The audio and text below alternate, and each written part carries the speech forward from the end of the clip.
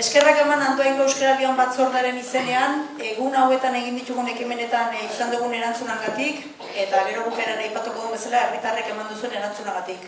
Oso gustora gaude Andoaingo herriak eman duen erantzuna. Ate jokei biligan toki guztitan, zabaltasunez iriki guteatea eta laguntzeko preste gontzeate guztiak. Eta nik esan zerbait esatekotan edo laburbildu barre balitz, Euskaraldia denon artean egin dugula izan da.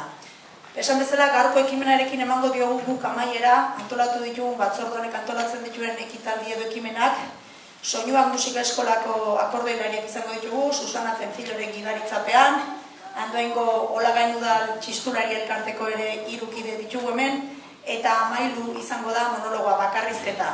Eta bakarrizketa eta musika uztartu ditugu, umore puntu batekin, zuen gustoko izango delakoa, eskerrik asko eta hasi da gaurko ikuskizuna.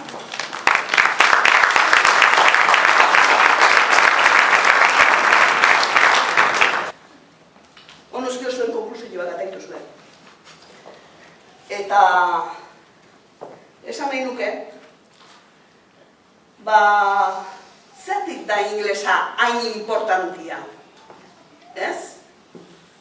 Baztar guztitan dolako, beharra sortu zaigu inglesa ikastekua. Baztar guztitan do. Orduan, gure hizkuntza da Europako zaharrena. Euskara da Europako hizkuntzarik zaharrena, baina horretaz gain da gure hizkuntza. Orduan, inbiarrena da, gure konplejo guztik alde bate utzi, adundu, eta birian da honai lagundu, eta izan gaitezen denok, aho, bizi,